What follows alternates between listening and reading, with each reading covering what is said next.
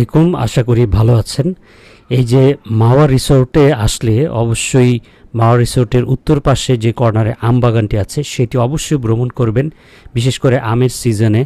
এখন আম সবগুলোই প্রায় পরিপক্ক, প্রায় পরিপক্ক হওয়ার কারণে আমগুলোর উপরে সাদা সাদা কেমন ছাতার মতো পড়েছে, অর্থাৎ আমগুলো গাছে সম্পূর্ণভাবে চমৎকারভাবে পেকে উঠেছে। কিছু কিছু রং রোদ সূর্যের আলো পড়ার কারণে লাল বর্ণ ধারণ করেছে, আপনারা দেখতে পাচ্ছেন।